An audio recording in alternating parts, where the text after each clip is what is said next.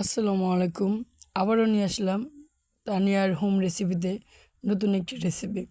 আজকে নিয়ে আসছি রেসিপিতে লাল শাক। তো লাল শাকে আসলে লাল শাক বলতে কি যে কোনো শাকই আপনার একটু মশলাটা বেশি লাগে। কাঁচামরিচ, পেঁয়াজ, রসুন, শুকনো মরিচ, তেল আসলে সব কিছুই বেশি বেশি লাগে। তো বেশি দিলে কিন্তু আসলে শাকটা ভাল লাগে।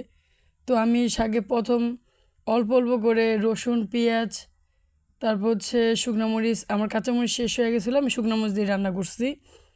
তো প্রথম শাক সিদ্ধ করার সময় একটু দিয়ে নিছিলাম, এখন আবার বাগারে দেব। তো শাক আসলে খেতে মজা অনেক। আর শাকের কিন্তু একটা প্রসেস আছে, একটু কষ্টই। শাকে কিন্তু আপনার মশলা বেশি না দিলে ভালো লাগে না। মশলা বলতে যে পেঁয়াজ রসুন যত বেশি দিবেন ততটাই টেস্ট হয় শাকে। তো দেখেন শাক অল্প কিন্তু মশলা বেশি, ঠিক আছে? কিন্তু এই জন্যই ভাল লাগে, শাকের টেস্ট আসলে এগুলো থেকেই আসে।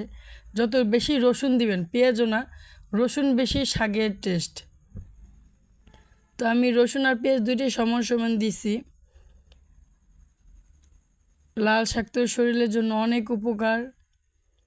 তো মাঝে মাঝে একটু শাকটাক রান্না করে খাবেন। আর আমি যেভাবে দেখাচ্ছি এভাবে যদি রান্না করে খান অবশ্যই ভাল লাগবে। প্রথম সিদ্ধ করার মাঝে অল্প অল্প করে সব কিছু দিয়ে নেবেন। আবার যখন বাগারে দিবেন তখন একদম লাল লাল করে পেঁয়াজ রসুনটা লাল লাল করে তখন শাকটা ভেজে ভেজে নেবেন।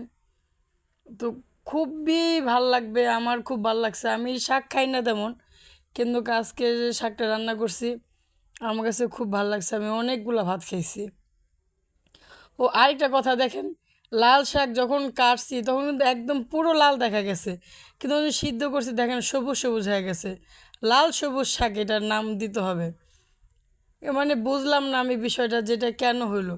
দেখতে দেখা গেল লাল, কাটছিও লাল, কিন্তু যখন রান্না করতে গেলাম আমি কিন্তু কোনো হলুদ মরিচ কিছু দেই নেই। তো লাল শাক সবসময় লাল থাকে, কিন্তু এটা সবুজ হয়ে গেল কেন, এটা আমি বুঝলাম না। পুরাটাই সবুজ হয়ে গেছে। আসলে এটা যে কী শাক আমার মাথায় ধরে না ভাই। আমি বুঝলাম না বিষয়টা যে এটা কীভাবে হলো। কিন্তু তারপরেও যত যাই বলি আর না বলি, শাকটা খেতে খুব মজার ছিল। এটা হচ্ছে বড় কথা। আল্লাহ হাফেজ, সবাই ভালো থাকবেন।